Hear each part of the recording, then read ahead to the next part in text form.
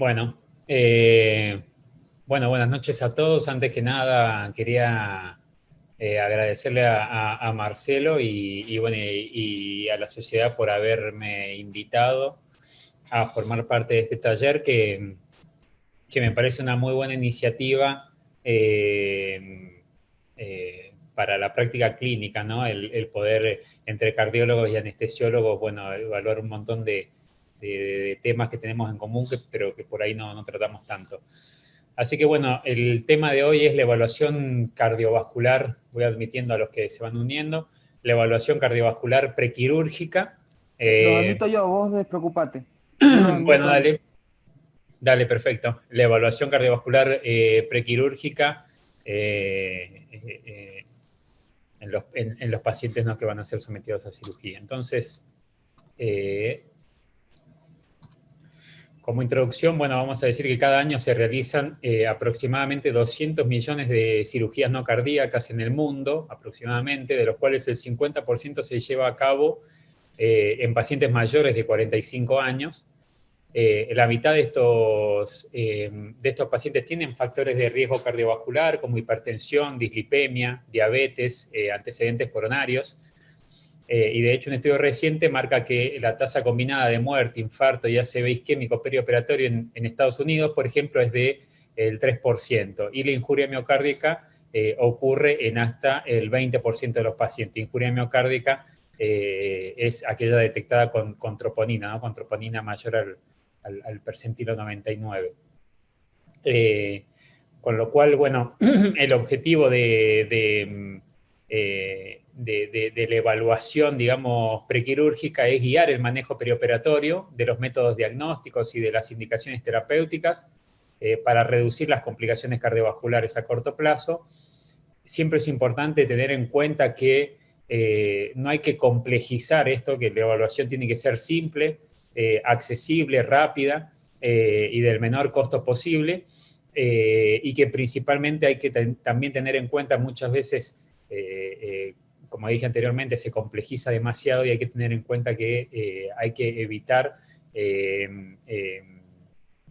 postergar cirugías que cubren o que prevengan el avance de enfermedades graves, como por ejemplo las neoplasias, ¿no? Entonces, por lo que vimos, es un problema, digamos, la prevalencia y la dimensión del problema es grande. Hay muchas cirugías no cardíacas, muchas que se concentran en pacientes mayores, que son aquellos que van a tener riesgo de eventos cardiovasculares y que tienen, gran parte de ellos, factores de riesgo cardiovascular. Entonces, es esa la población donde nos tenemos que concentrar, pero también siempre teniendo en cuenta que no hay que complejizar la evaluación prequirúrgica y sobre todo evitar demorar cirugías que son importantes, ¿no? Para ir un poco a la fisiopatología, ¿cuál es la fisiopatología de los eventos cardiovasculares en estos pacientes? Bueno, la cirugía sabemos que genera un daño tisular en mayor o menor medida dependiendo de la cirugía. Eso va a generar la liberación de factores neuroendocrinos, de cortisol, de catecolaminas, los cuales van a desencadenar un aumento de la demanda de oxígeno secundario a la taquicardia y a la hipertensión. Van a generar un estado hipercoagulable por la activación y la agregación plaquetaria que generan, por el aumento de la producción de fibrinógeno y la disminución de la fibrinólisis, y también estos factores neuroendocrinos y el cortisol y las catecolaminas van a generar mayor estrés coronario, ¿no? El shear estrés coronario, que es la fuerza de roce a nivel coronario. Todo esto va a predisponer a generar los dos principales mecanismos que causan eventos cardiovasculares en estos pacientes en el intraquirúrgico, que son el aumento de el desbalance entre la demanda y el aporte de oxígeno, ¿no?, por un paciente que tiene, por ejemplo, lesiones previas, o en los síndromes coronarios agudos, en aquel paciente que tal vez no tiene lesiones obstructivas, pero que toda esta cascada protrombótica y proinflamatoria puede desencadenar un síndrome coronario agudo con un evento coronario, ¿no? Entonces, ¿cuáles son los objetivos básicamente de la charla y de la evaluación cardiovascular? Bueno, establecer cuáles son los scores de riesgo que proveen la mejor discriminación del riesgo perioperatorio de estos pacientes, determinar en qué pacientes debemos realizar pruebas de estrés, si lo debemos hacer de forma rutinaria o no, si tenemos que utilizar medicaciones en el prequirúrgico, betabloqueantes o estatinas, y si estas pueden prevenir las complicaciones cardiovasculares, si hay que discontinuar la terapia antitrombótica o la anticoagulación previa a una cirugía, y cuál es el plazo de seguridad para realizar una cirugía no cardíaca en un paciente después de, por ejemplo, la colocación de stent coronario. La idea es que después que finalicemos esta charla podamos responder todos estos interrogantes. Entonces, inicialmente empezamos por la estimación del riesgo prequirúrgico. ¿Cómo vamos a hacer la estimación del riesgo prequirúrgico? Bueno, para esto obviamente es muy importante empezar por lo básico, por una historia clínica, un examen físico, evaluar condiciones cardiovasculares asociadas con eventos, con MACE, con eventos cardiovasculares, y esas condiciones son, por ejemplo, la tolerancia al ejercicio disminuida, menor de 4 METs. Ahora vamos a ver un poco la capacidad funcional que se considera 4 METs, y descartar condiciones de alto riesgo que contraindicarían la cirugía. ¿Cuáles son las condiciones de alto riesgo que contraindicarían una cirugía? Bueno, un síndrome coronario agudo, una insuficiencia cardíaca descompensada, taquiarritmia o bradiarritmias asociadas a compromiso hemodinámico, y una estenosis aórtica severa, por ejemplo, sintomática, ¿no? Esas son las principales cosas que tenemos que descartar a grandes rasgos antes de una cirugía, porque son lo que nos contraindicaría la cirugía. Por otro lado, obviamente, evaluar los antecedentes del paciente, si es un paciente que tiene antecedentes de enfermedad coronaria, de angioplastia, de insuficiencia cardíaca, de arritmia, de valvulopatía, hipertensión, bueno, los factores de riesgo, la hipertensión, la diabetes, la insuficiencia renal crónica, ¿no? Si tiene síntomas, ¿qué síntomas a evaluar? Bueno, angina, disnea, ortopnea, palpitaciones, síncope, y un examen físico donde podemos valorar si tiene soplo, si tiene R3 o R4, si tiene galope como signo de insuficiencia cardíaca, si tiene ingurgitación yugular y edemas. Básicamente, y esto es lo primero que tenemos que hacer, ¿no? Hacer una historia clínica, un examen físico, evaluar la capacidad funcional de ese paciente y descartar groseramente contraindicaciones para la cirugía, que son estas 4 principalmente. ¿Y cómo vamos a hacer cómo evaluar la capacidad funcional? Bueno, por ejemplo, un MET es como el MET es la actividad metabólica basal, ¿no? Un MET es el paciente, la persona que no está haciendo nada, que tiene un metabolismo basal.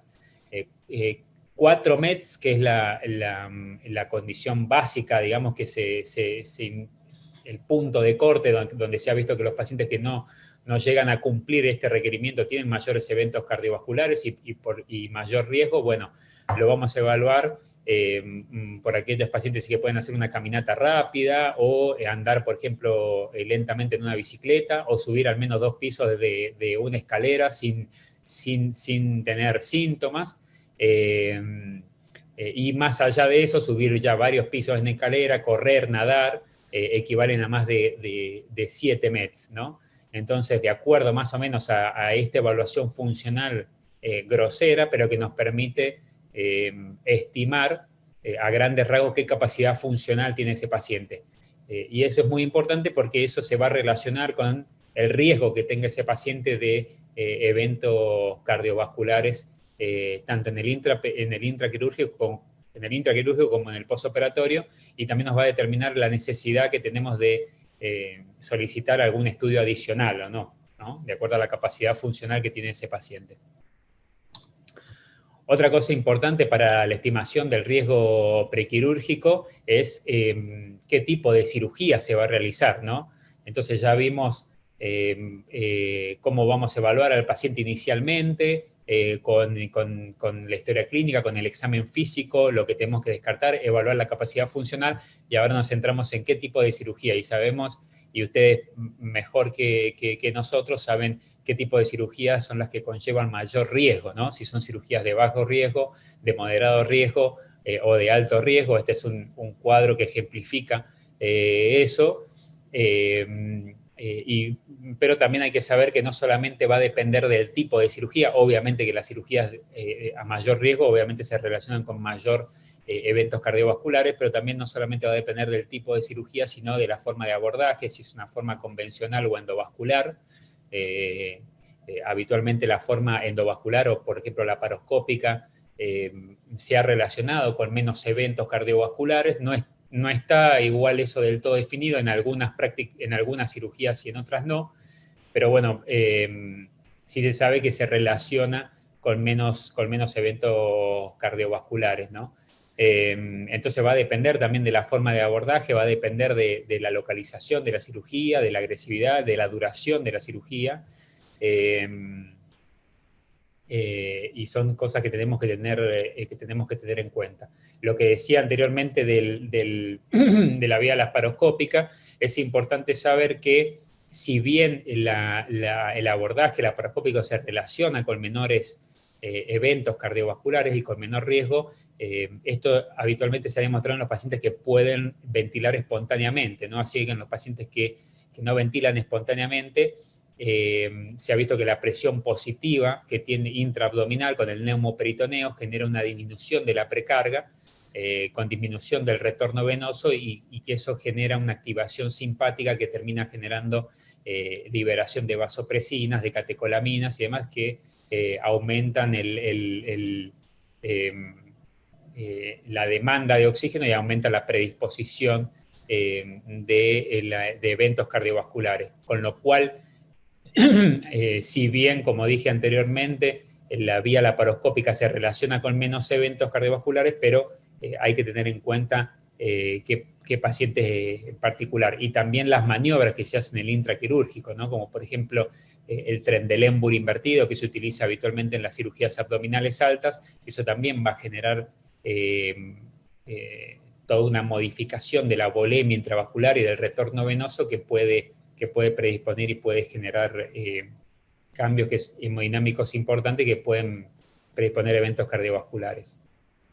Lo otro importante también a tener en cuenta es qué tipo de anestesia se va a utilizar. Usted sabe que la mayoría, bueno, de los anestésicos que se emplean producen vasodilatación a través de la reducción del tono simpático y de esta manera causan hipertensión arterial sistémica. No hay una evidencia contundente que identifique beneficio con alguna técnica o con algún fármaco específico aplicados en la cirugía no cardíaca, y el objetivo fundamental durante la cirugía es mantener una perfusión adecuada de los órganos vitales.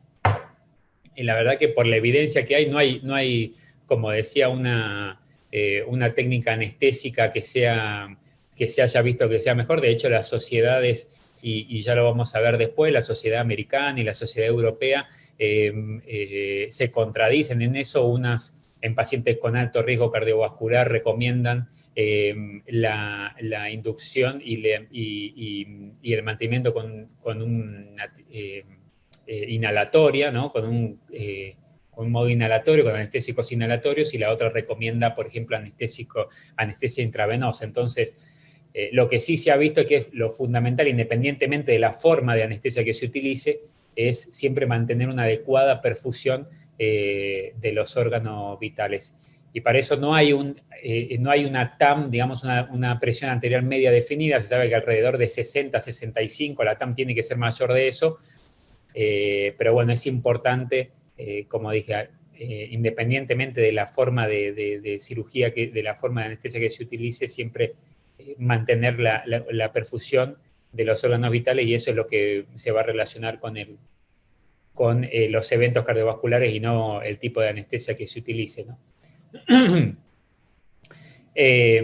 Bueno, ¿y cuáles son los predictores de riesgo? ¿Cuáles son los predictores de riesgo que nos van a identificar a aquellos pacientes que tienen mayor riesgo? Bueno, este es uno de los estudios más importantes que se ha realizado en esta dirección, que es el estudio Vision, que es un estudio que, bueno, evaluó la troponina, principalmente los niveles de troponina y la mortalidad a 30 días en los pacientes que fueron sometidos a la cirugía no cardíaca. Eran más de 15.000 pacientes, era un estudio prospectivo, multicéntrico, internacional, con más de 15.000 pacientes mayores de 45 años sometidos a cirugías no cardíacas. tanto cirugías mayores como cirugías menores, en los cuales se monitorizó sistemáticamente la troponina y los eventos cardiovasculares a 30 días.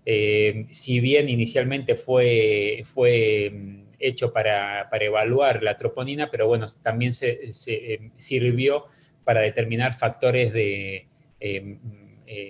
puntos de riesgo, factores pronósticos, ¿no? Y estos fueron estos 11 que están acá, la edad mayor a 65 años, y dentro de esto, obviamente, los que tienen mayor de 75 años son pacientes que tienen más riesgo. Todos estos puntos son puntos que aumentan el riesgo cardiovascular en los pacientes sometidos a cirugía no cardíaca, ¿no? Que tenga una enfermedad coronaria reciente de alto riesgo, que tenga antecedentes de enfermedad vascular periférica, antecedentes de insuficiencia cardíaca, antecedentes de ACV, de enfermedad de POC, un cáncer activo, que la cirugía obviamente sea de urgencia o emergencia, que sea una cirugía general mayor, una cirugía vascular o una neurocirugía. Y cada uno de estos ítems, cada uno de estos puntos aumenta el riesgo, duplica o triplica el riesgo de tener eventos cardiovasculares. Y a través de estos criterios se han establecido scores de riesgo que nos permiten estimar o discriminar cuáles son aquellos pacientes que tienen alto riesgo de los pacientes que tienen bajo riesgo, ¿no? A lo largo, bueno, de los años se han establecido múltiples scores. Acá tiene una lista de ellos, de los criterios que utilizan, de cuáles son el rango en el cual clasifican a los pacientes, cuál es el punto de corte, cuáles son los outcomes que se evaluaron en cada uno de ellos, la cantidad de la población que se utilizó y cómo reclasifican. Y bueno, uno de los más conocidos es el índice de riesgo cardíaco revisado de 1999, que contempla 6 puntos, de los cuales bueno, son el antecedente de enfermedad isquémica, enfermedad cerebrovascular, historia de infarto, de insuficiencia cardíaca, el tratamiento con insulina, pacientes diabéticos con tratamiento con insulina, la creatinina mayor a 2, o la cirugía de alto riesgo, ¿no? Y se ha visto que es uno de los que mejores predice y los que más se ha utilizado en la práctica clínica.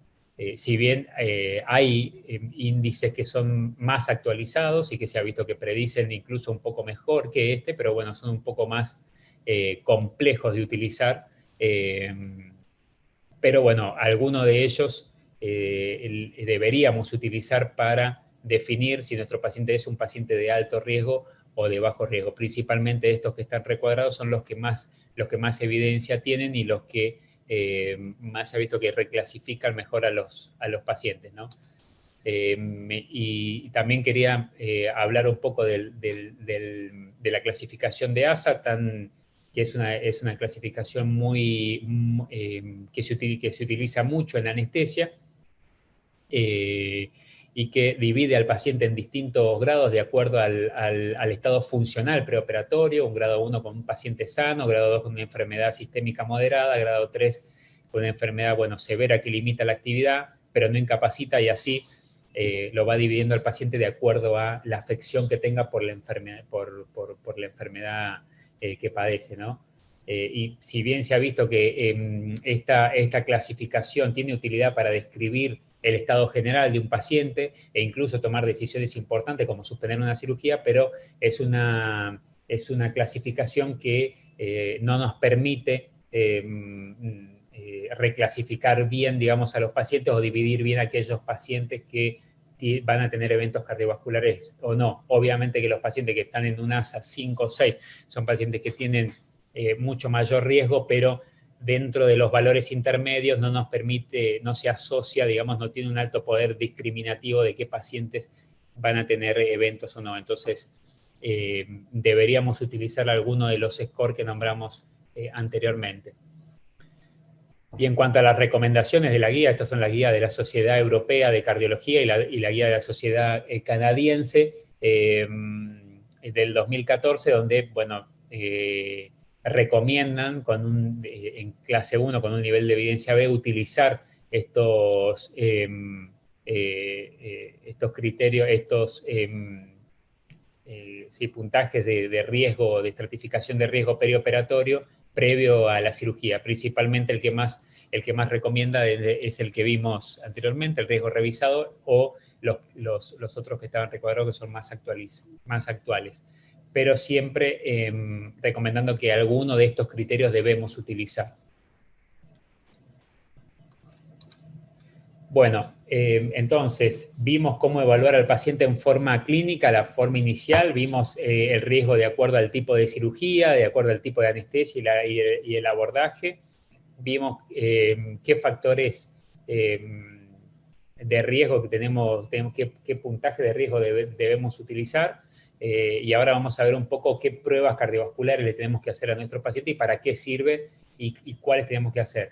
El electrocardiograma, obviamente que es una de ellas, es una de las más simples y menos costosas, y principalmente nos va a servir para identificar ondas Q, nos va a permitir para identificar alteraciones en el segmento ST preoperatorias, que nos pueden servir obviamente para identificar pacientes que están bajo algún cuadro coronario, o para tener una referencia como un electrocardiograma basal,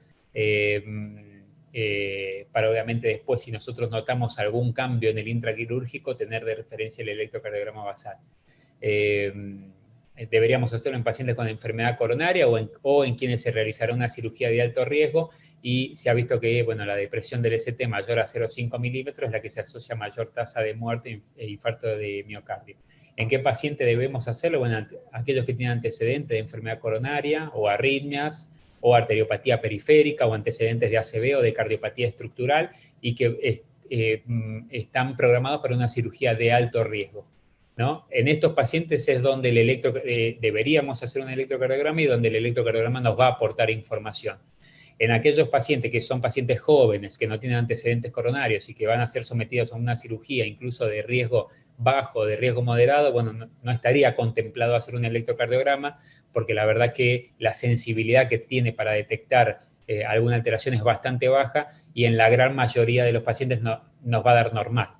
Y en aquellos pacientes que ya son muy ancianos o que tienen alto riesgo, obviamente lo haríamos, pero bueno, tampoco es una herramienta que nos va a servir mucho, porque por la alta tasa de resultados positivos, ¿no? Seguramente nos vamos a encontrar con alguna alteración en el electrocardiograma, y eso no nos va a poder definir bien si es un paciente de riesgo o no.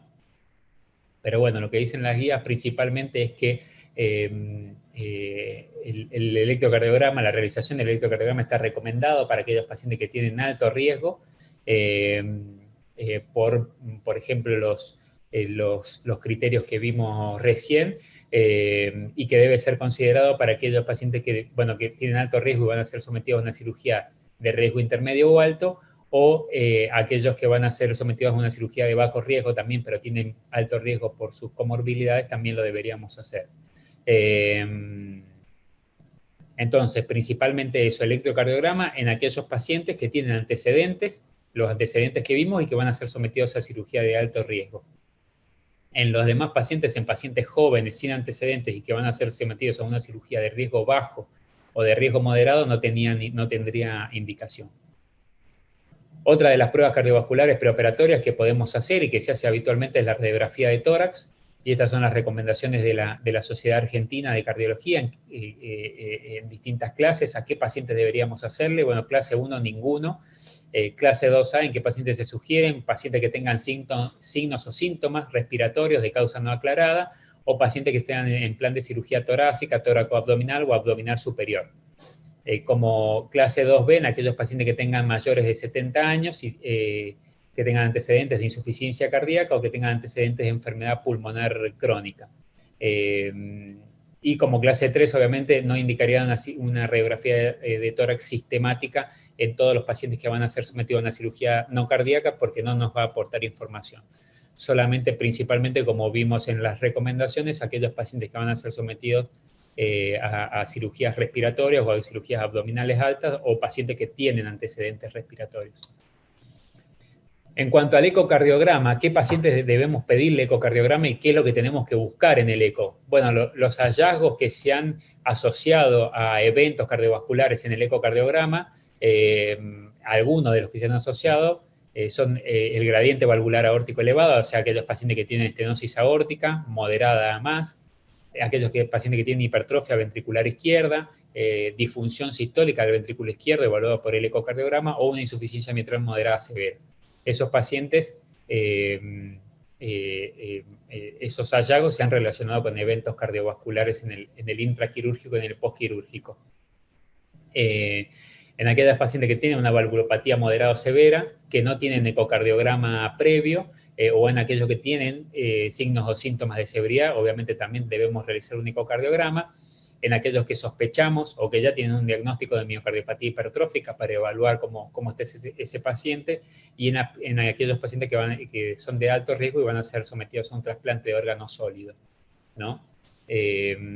Excepto estos escenarios que vimos acá, en los demás escenarios no serviría realizar un ecocardiograma, es decir, no debemos realizar el ecocardiograma a todos los pacientes, son indicaciones puntuales que son estas que vimos acá.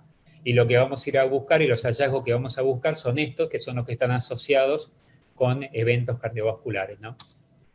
Si nos vamos a qué dicen las guías, bueno, son todas las guías que hay, las últimas actualizadas de cómo debemos, qué hacemos con el ecocardiograma en estos pacientes, y fíjense que en todos los pacientes, en aquellos pacientes que van a ser sometidos a una cirugía de bajo riesgo, de riesgo intermedio, no se recomienda hacerlo en todos los pacientes, solamente en aquellos pacientes que van a ser sometidos a una cirugía de alto riesgo, es un nivel 2B, o sea, podría contemplarse.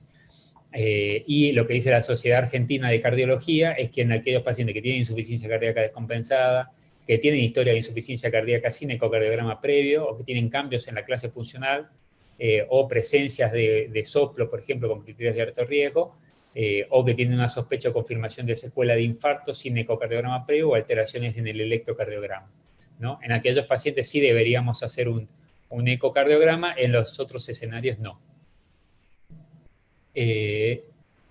Pruebas funcionales. Bueno, ¿a qué paciente deberíamos hacerle una prueba funcional? ¿Y qué vamos a buscar en las pruebas funcionales, ¿no? Principalmente las pruebas funcionales obviamente son la cámara gamma, una ergometría también puede ser, o un ecoestrés, ¿no? Y principalmente lo que nos va a servir es para evaluar más que nada la capacidad funcional de esos pacientes, y obviamente también si tienen isquemia y cuál es el monto isquémico, ¿no? Entonces sabemos que a capacidad funcional menor a 4 METs, como dijimos anteriormente, el riesgo de complicaciones perioperatorias es doble, que la isquemia a baja carga, y baja carga se considera como menos del 60% de la frecuencia cardíaca máxima predicha, incrementa la tasa de muerte y de infarto, y que el ecoestrés con dobutamina también es un excelente método que tiene un alto valor predictivo negativo, principalmente para el MACE perioperatorio. Y las recomendaciones en pacientes de alto riesgo, que tienen una pobre capacidad funcional, y solo si el resultado del estudio nos va a cambiar algo la decisión o el manejo perioperatorio de ese paciente, ¿no? Porque si independientemente el paciente se tiene que operar, independientemente de lo que le dé la prueba funcional, por la relevancia que tiene la cirugía o por la necesidad que tiene la cirugía, bueno, ese paciente no deberíamos hacer una prueba funcional, ¿no? Estas son las recomendaciones también de las distintas guías, en qué pacientes debemos hacer. Todo esto obviamente se los dejo como para que lo repasen, en qué paciente deberíamos hacer la prueba funcional. Y como dijimos, está recomendado en aquellos pacientes que antes de la cirugía, que tienen alto riesgo quirúrgico, y que tienen factores de riesgo y que tienen una pobre capacidad funcional, ¿no? En estos pacientes sí está recomendado hacer una prueba funcional cuando tienen pobre capacidad funcional, o nosotros no la podemos evaluar. Por ejemplo, en un paciente que tiene una fractura de cadera y obviamente no puede hacer ejercicio, no podemos preguntarle cómo se maneja en su casa, si puede subir 2 pisos en escalera sin síntomas y demás, si no podemos evaluar la clase funcional. Bueno, pues haremos una prueba funcional y veremos qué capacidad funcional tiene ese paciente, ¿no? Entonces, siempre que la capacidad funcional es baja o es desconocida y el paciente va a ser sometido a una cirugía de alto riesgo, sobre todo si es un paciente que tiene factores de riesgo cardiovasculares, o si tiene antecedentes, deberíamos hacer una prueba funcional. ¿Y qué vamos a ir a buscar en la prueba funcional? Bueno, los hallazgos que identifican alto riesgo isquémico. Eso es lo que vamos a ir a buscar. No cualquier resultado, no cualquier isquemia, sino las isquemias que realmente tienen alto riesgo, porque son esas las que nos van a cambiar el manejo perioperatorio. Entonces, en aquellos pacientes que tienen, bueno, ¿cuáles son los hallazgos asociados a alto riesgo? La aparición de cambios del ST o de angina a muy baja carga, esto es menor a 3 metros, una frecuencia cardíaca baja, el infra-ST mayor a 5 milímetros, el supra-ST, que no está asociado a onda Q, mayor a 2 milímetros en cualquier territorio, la presencia de arritmia ventricular compleja, una angina rápidamente progresiva, la caída de la presión arterial, intraesfuerzo, la dilatación transitoria de la cavidad del ventrículo izquierdo, que eso lo podemos evaluar o con ecoestrés o con cámara gamma, y la captación pulmonar aumentada en la cámara gamma, por ejemplo, o un área isquémica mayor al 20%. Todos estos hallazgos son hallazgos de alto riesgo y son los que nos van a cambiar el manejo, porque si están, bueno, a esos pacientes antes de la cirugía, y siempre y cuando obviamente esto no demore una cirugía necesaria, una cirugía que tiene que ser urgente, de urgencia o de emergencia, si es una cirugía programada que se puede retrasar y el paciente tenemos estos hallazgos, bueno, pues deberíamos hacer la angiografía y la angioplastia y revascularizarlo. Si no tienen ninguno de estos hallazgos, no deberíamos hacer angiografía y deberíamos solamente medicar y proceder a la cirugía. O sea, si es un paciente que tiene, obviamente si tiene una prueba funcional normal, no hacemos nada, y si tiene isquemia, pero no cumple ninguno de estos criterios de alto riesgo, pues lo medicaremos con betabloqueantes, con estatinas, para disminuir el riesgo de eventos perioperatorios y se operará. Entonces, ¿a qué pacientes en qué pacientes tenemos que hacer la angiografía y revascularizarlo? Bueno, más o menos ya lo hablamos en la diapositiva anterior. Fíjense que obviamente, de acuerdo a las lesiones, si la angiografía no muestra lesiones o muestra lesiones no obstructivas, un solo vaso o 3 vasos va a ser el pronóstico de ese paciente. La revascularización coronaria de rutina no está recomendada, solamente cuando es un monto cuando es una isquemia de alto riesgo, ¿no? Que son los criterios que vimos anteriormente. Entonces, ¿en qué pacientes debemos revascularizar? Bueno, acá están las guías que nos dice que de acuerdo con los niveles de recomendación, obviamente siempre vamos a tener en cuenta de acuerdo a las mismas guías del manejo de la enfermedad coronaria, o sea, vamos a revascularizar a aquellos pacientes que tienen un alto monto isquémico, ¿no? Para esto nos vamos a manejar de la misma forma que si fuera un paciente coronario. Y si es un paciente que tiene isquemia, pero que no tiene ninguno de los factores de riesgo que hablamos anteriormente, ninguno de los criterios de alto riesgo isquémico, bueno, pues lo tratamos médicamente y la revascularización se puede considerar, pero posterior a la cirugía, no antes. Entonces, no en todos los pacientes vamos a revascularizar, solamente aquellos que tienen alto riesgo isquémico. En cuanto a los biomarcadores, bueno, principalmente se han estudiado 2 biomarcadores en el prequirúrgico, que son el BNP o el ProBNP y la troponina T, que se ha visto que se asocian a eventos cardiovasculares, obviamente a mayor valor, mayor probabilidad, como vemos en esta tabla, de que los pacientes tengan eventos cardiovasculares, pero no hay un consenso en las guías de a qué paciente deberíamos pedirles estos biomarcadores, y lo que sugieren los autores es que la medición de la troponina en las primeras 48 horas después de la cirugía de alto riesgo en aquellos pacientes que tienen alto riesgo, ¿no? Y siempre y cuando los resultados de la troponina nos vayan a modificar la conducta, porque si independientemente de la troponina la conducta va a ser la misma, no tiene sentido pedirla. Entonces,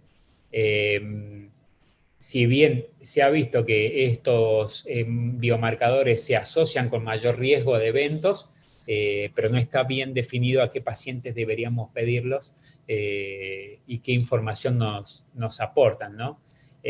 Principalmente lo que dicen las guías es en pacientes, como dijimos anteriormente, de alto riesgo, que van a ser sometidos a una cirugía mayor.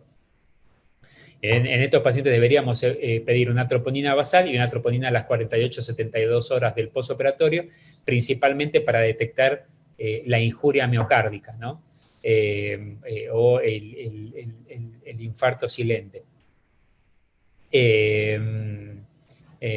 el BNP y el ProBNP también como un marcador pronóstico. Fíjense que son indicaciones 2B con nivel de evidencia B, es decir, podrían utilizarse, pero no es necesario sí o sí utilizarlos, y principalmente lo que nos van a aportar la información es del pronóstico, y los tendríamos que utilizar en pacientes de alto riesgo que van a ser sometidos a una cirugía de alto riesgo. Entonces, evaluando todo esto que hablamos, las distintas sociedades, bueno, han establecido algoritmos de manejo. Este es el algoritmo publicado en JAMA, de la Sociedad Americana de Cardiología, de cómo manejarnos con todos estos... con todas estas pautas que estuvimos hablando. Este es el algoritmo de la sociedad canadiense. Yo se los voy a dejar acá, principalmente el que quería mostrarle y el que me parece que es más práctico es el algoritmo de la SAC, que es el que salió del consenso de evaluación cardiovascular prequirúrgica en el 2016. Y lo que dice, bueno, es que la evaluación la vamos a hacer en 3 pasos, o el riesgo prequirúrgico lo vamos a determinar en 3 pasos, ¿no? El primer paso es la determinación del riesgo clínico preoperatorio, y para esto vamos a tener en cuenta criterios mayores y criterios menores. Los criterios mayores son la cirugía de urgencia o emergencia, enfermedad coronaria de alto riesgo reciente, o los que tienen los portadores de estenosis aórtica o mitral severa, y los criterios menores son los que vemos ahí: de edad mayor de 70 años, la diabetes, antecedente de enfermedad vascular periférica, antecedente de enfermedad coronaria, etc. De acuerdo a esto, de acuerdo a la presencia de los criterios, ya sean mayores o menores, 1 o 2, lo vamos vamos a clasificar a nuestro paciente en 3 riesgos clínicos diferentes. Alto riesgo clínico, si tiene 1 o más criterios mayores, o 2 o más criterios menores; moderado riesgo clínico o bajo riesgo clínico, ¿no? Obviamente que si es una cirugía de urgencia o emergencia, ya es uno de los criterios mayores. Independientemente de que ese paciente tenga un alto riesgo clínico, hay que proceder a la cirugía. Si es posible y si tenemos tiempo, hacer un electrocardiograma y un ecocardiograma previo, si es que eso no demora la cirugía, porque nos va a servir como referencia, ¿no?, para el postoperatorio. Y, como dijimos anteriormente, hacer el dosaje de las troponinas dentro de las 48 horas del postoperatorio. Y en aquellos pacientes que son portadores de estenosis aórtica o mitral severa, lo que se sugiere es que se debería resolver la valvulopatía antes de proceder a la cirugía. Siempre, como venimos diciendo siempre que eso no retrase una cirugía que sea fundamental, ¿no? El paso 2, que es determinar el riesgo quirúrgico, y que básicamente es qué tipo de cirugía es. Y de acuerdo con esto, el paso 3 va a ser la determinación del riesgo clínico quirúrgico, y desde acá van a salir las recomendaciones. Entonces, asociando los 2 pasos anteriores es donde vamos a determinar el riesgo clínico quirúrgico. Y este riesgo, cuando es un alto riesgo clínico, por cualquiera como dijimos inicialmente, la presencia de un criterio mayor o 2 criterios menores, definido por algún criterio mayor. En este caso, el punto A es definido por algún criterio mayor. El riesgo clínico quirúrgico ya se considera de por sí alto frente a cualquier tipo de cirugía. Sin embargo, bueno, frente a cirugía de bajo riesgo, debe primar el criterio clínico antes de seguir las conductas que se recomiendan. B, en ausencia de criterios mayores, el riesgo clínico quirúrgico debe definirse de acuerdo con el riesgo clínico, definido por el número de criterios menores, y el tipo de cirugía, de acuerdo a esta tabla, ¿no? Entonces, asociando qué tipo de riesgo quirúrgico es y qué tipo de riesgo clínico, vamos a poder determinar si el riesgo clínico quirúrgico global es bajo, moderado o alto. Y de acuerdo a ese riesgo son las recomendaciones que vamos a tener.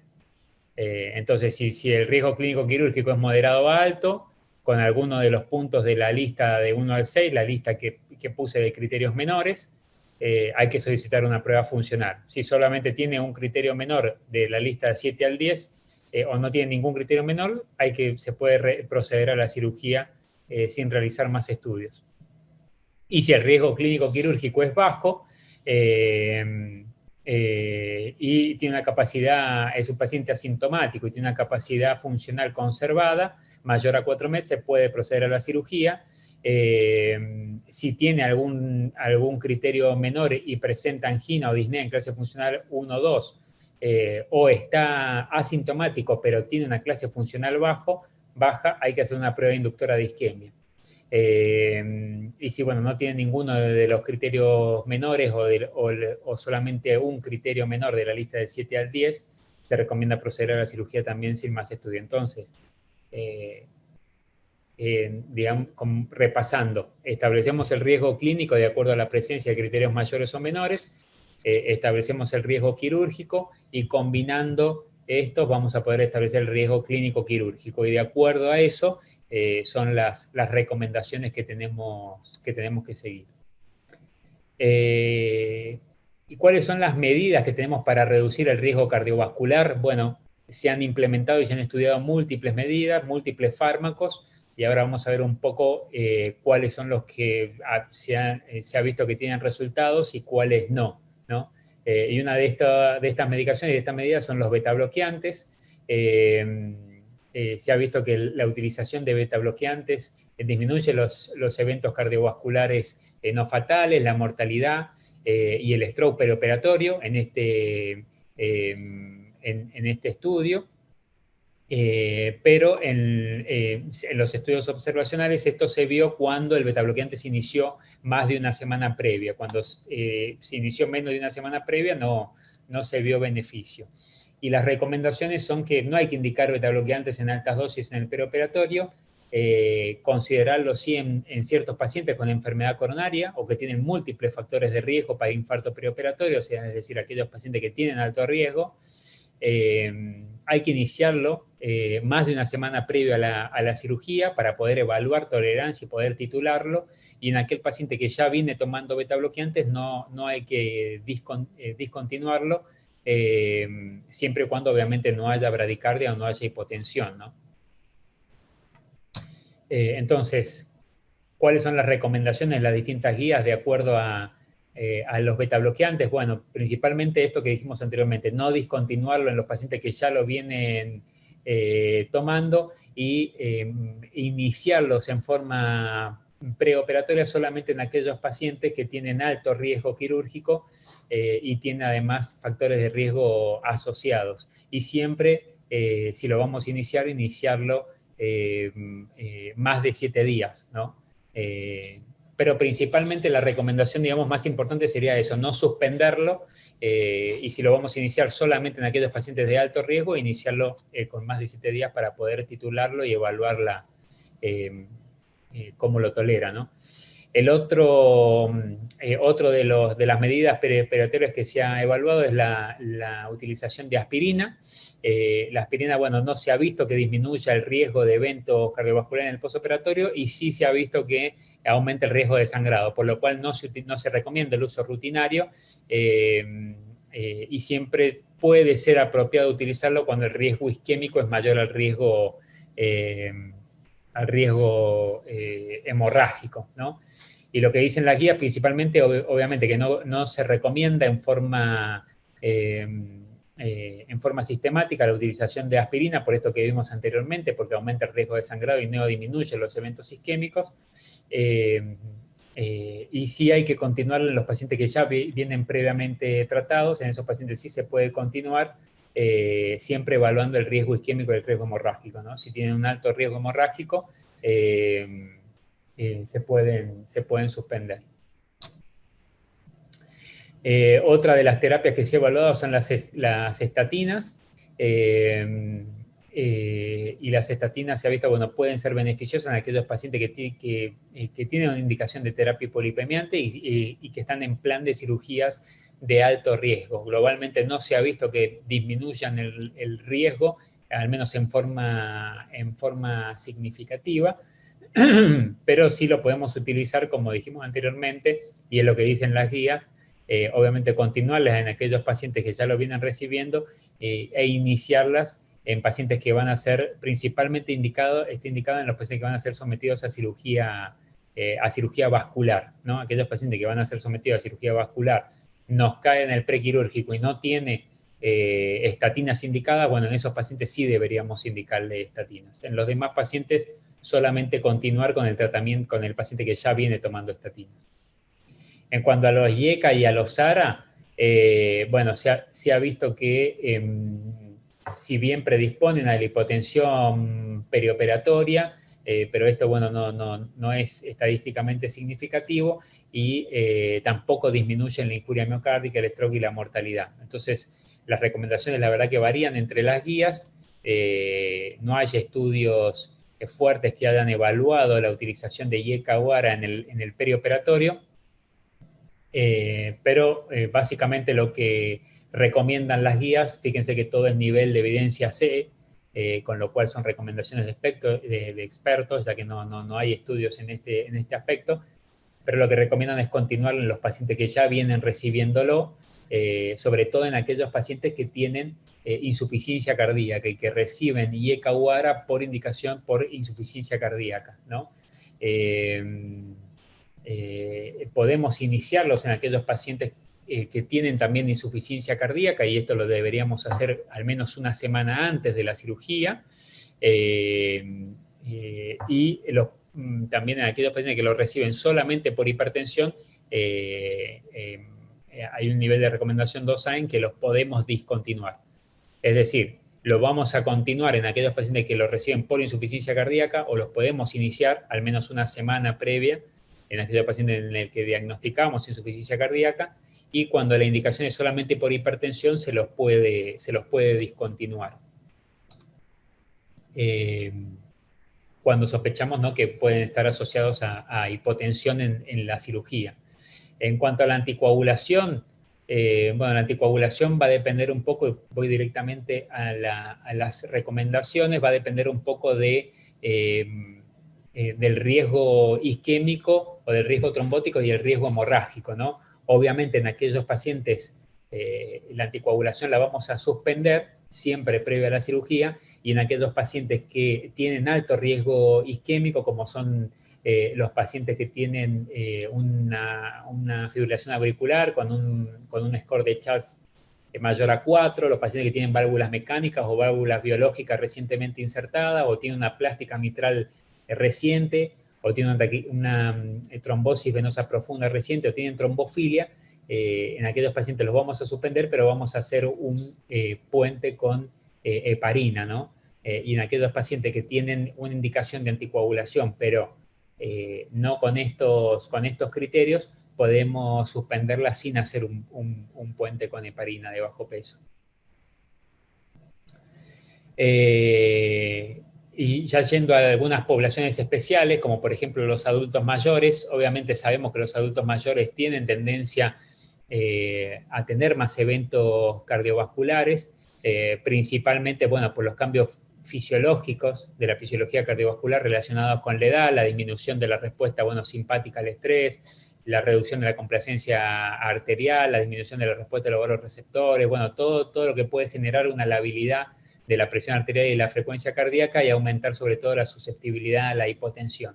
Y además, obviamente, que estos pacientes tienden a tener mayor disfunción diastólica y tienen mayor prevalencia de estenosis aórtica. Entonces, hace todo un combo que sean pacientes susceptibles a eventos cardiovasculares en el intraquirúrgico. Y particularmente para los pacientes mayores se ha establecido un score de riesgo, que es este score geriátrico, desarrollado en 2017, donde a través de distintos puntos, específicamente para adultos mayores, podemos determinar si es un paciente que tiene alto riesgo cardiovascular o no. En cuanto a las cirugías que no son electivas, las cirugías que son de urgencia o emergencia, también sabemos que se correlacionan obviamente con mayor morbilidad y mortalidad perioperatoria, y en estos pacientes la evaluación cardiovascular solamente se justifica para descartar contraindicaciones importantes a la cirugía, y para definir más que nada la necesidad de monitorización intraquirúrgica y postquirúrgica, y sugerir algunas conductas como evitar la taquicardia, evitar hipotensión, hipertensión y anemia. No más que eso, no podemos hacer una evaluación mucho más profunda que esto, porque son cirugías que son de emergencia o urgencia. O sea, solamente acá el cardiólogo, la evaluación cardiovascular aportaría para descartar contraindicaciones importantes y para establecer recomendaciones en la cirugía a través de la identificación de alguna patología que tenga el paciente, ¿no? ¿Y cuáles son las contraindicaciones que tenemos que descartar? Bueno, las que vimos anteriormente. El síndrome coronario agudo, insuficiencia cardíaca aguda descompensada, taquiarritmia o bradiarritmia con descompensación hemodinámica y estenosis aórtica severa. Los pacientes con stent coronario, bueno, también son otra población especial, los pacientes con stent coronarios, sobre todo con angioplastias recientes, ¿no? Y que vienen con doble antiagregación. Obviamente se ha visto que en estos pacientes tienen mayor riesgo hemorrágico porque están doble antiagregados y también tienen mayor riesgo isquémico si suspendemos alguno de los antiagregantes, principalmente el segundo antiagregante, ya sea clopidogrel, prasugrel o ticagrelor, y que obviamente esto está directamente relacionado con el tiempo, ¿no? Y con el tipo de stent que se utilizó, y con el tipo de angioplastia que se hizo.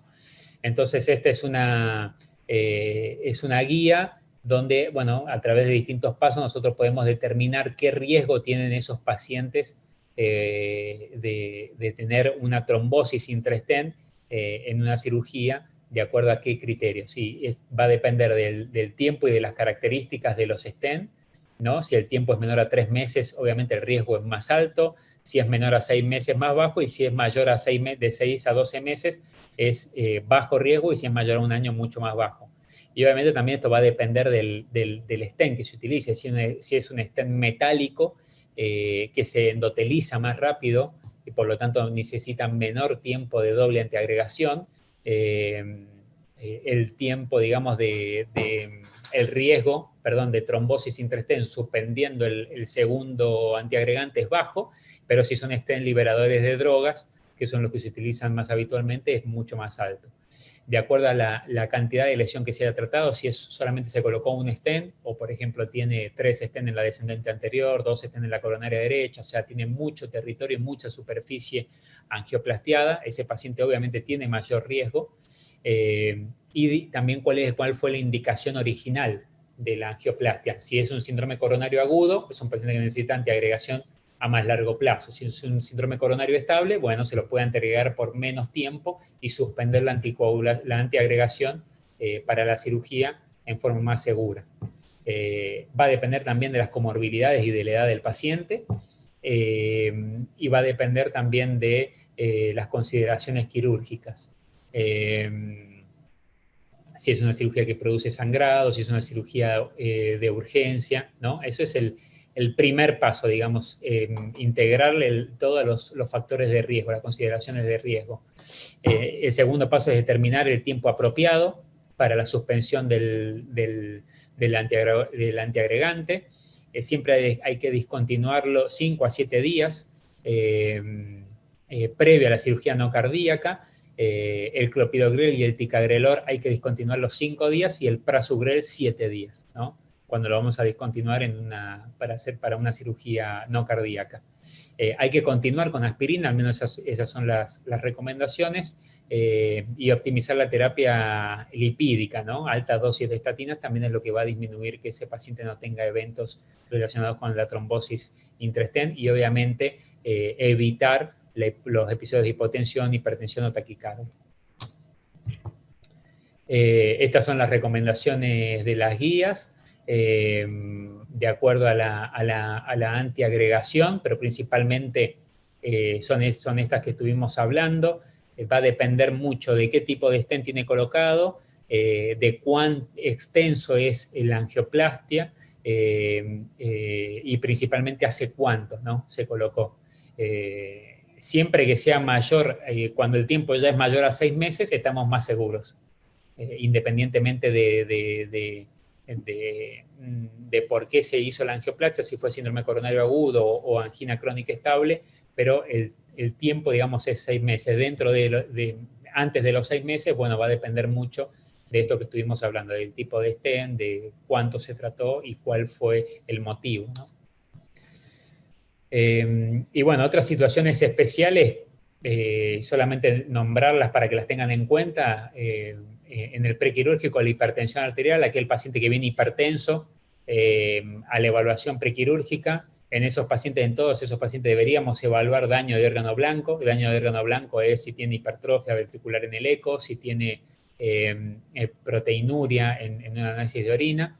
Hay que evitar las fluctuaciones de la presión arterial en la cirugía y si el paciente tiene una hipertensión grado 1 o 2, no es necesario suspender la cirugía, no está recomendado suspender la cirugía. Es decir, que hasta con una hipertensión de 160 de sistólica y 100 de diastólica, es una hipertensión grado 2 y en ese paciente podríamos medicarlo y seguir con la cirugía y no necesariamente suspenderla. Obviamente si viene con una hipertensión grado 3 mayor a 180, 110, ese paciente habría que posponer la cirugía, tratarlo, compensar su hipertensión y después hacer la cirugía.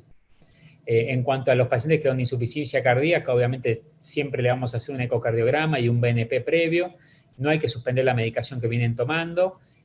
Obviamente si es un episodio de insuficiencia cardíaca aguda, hay que estabilizarlo y hay que posponer la cirugía y no hay que iniciar necesariamente, si el paciente no viene tomando, no es el momento para iniciar los beta bloqueantes. Y en cuanto a las valvulopatías, principalmente hay que tener en cuenta que las valvulopatías, las estenóticas, son las que menos se toleran, son las que menos cambios hemodinámicos toleran y por lo cual la que más dificultoso nos va a ser el manejo intraquirúrgico. Entonces siempre principalmente lo que tenemos que descartar y lo importante son las patologías estenóticas, la estenosis aórtica y la estenosis mitral severa. Esas son las que nos van a traer problemas. Después las insuficiencias, tanto la insuficiencia aórtica y la insuficiencia mitral, son mejor toleradas. Y de hecho las guías recomiendan que ante un paciente que tiene una estenosis aórtica severa y va a ser sometido a una cirugía, más aún si es un paciente sintomático, debería primero tratarse la estenosis mitral o la estenosis aórtica severa. En cambio, si tiene una insuficiencia severa, el paciente puede ser sometido a la cirugía y después tratar su insuficiencia porque habitualmente la sobrecarga de volumen se tolera mucho mejor que la sobrecarga de presión, ¿no? Bueno, como conclusiones y para finalizar, lo importante, digamos, es recalcar la importancia de la historia clínica, del examen físico y de la evaluación de la capacidad funcional de estos pacientes. Saber que las pruebas cardiovasculares, como por ejemplo un ecocardiograma, una prueba funcional, raramente se indican en pacientes con bajo riesgo, no es necesario hacerlos, sí en aquellos pacientes que tienen alto riesgo y en aquellos pacientes que no podemos evaluar la capacidad funcional. Los biomarcadores pueden considerarse, pero bueno, se necesitan más estudios para que evalúen los resultados de la terapéutica basado en esto, y que el tratamiento perioperatorio se debe indicar, bueno, de manera individualizada según el riesgo de cada paciente. Eso es todo, y para finalizar, y si me dejan, les quería mostrar rápidamente, no sé si se ve ahí, ¿no? Se ve esta es la guía y el algoritmo que utilizamos acá en el hospital, que fue hecha junto con el servicio de anestesia, clínica médica, cardiología, recientemente, como para que tengan, digamos, más o menos una noción de lo que hacemos acá. En todas las cirugías programadas con anestesia general o sedación, bueno, descartamos síntomas como vimos anteriormente, el uso de inhibidores P2Y12, que son la doble antiagregación, marcapaso, valvulopatía. Si el paciente tiene esto, bueno, ya se clasifica como alto riesgo y lo tiene que evaluar cardiología con electroeco, un test de isquemia o CCG si es apropiado. Y si el paciente no tiene nada de esto, bueno, vamos a utilizar los índices de riesgo, ¿no? Estos índices que vimos, que en este caso utilizamos el índice cardíaco revisado, que son estos 6 puntos que hablamos anteriormente: antecedente de insuficiencia cardíaca, de enfermedad coronaria, de ACV o enfermedad carotidia, diabetes, creatinina, o si es una cirugía de alto riesgo. Y si tiene un índice mayor a 2 y asociado a una baja clase funcional, o no es evaluable, o tiene un índice mayor a 1 y asociado a edad avanzada, deberíamos hacer un test funcional y descartar que el test sea de alto riesgo. ¿Y qué es el test de alto riesgo? Bueno, lo que vimos anteriormente. El INFRE-CT mayor a 5 milímetros, el SUPRE-CT mayor a 2 milímetros, los síntomas a baja carga, ¿no? Esos son los que vamos a buscar.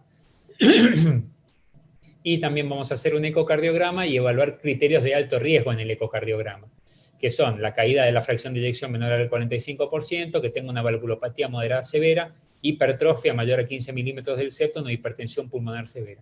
Si esto está presente, lo tiene que evaluar cardiología previo, y si no está presente, podemos avanzar en a la cirugía. Y si no tiene un índice de riesgo elevado, pero tiene un soplo cardíaco no evaluado, tiene ingurgitación yugular, estas cosas que no estudia o no ve el índice de riesgo, o tiene un electrocardiograma anormal, bueno, a ese paciente por lo menos deberíamos hacerle un ecocardiograma. Básicamente quería demostrarles esto como para que sepan más o menos cómo nos manejamos acá, pero es lo que estuvimos viendo en la charla.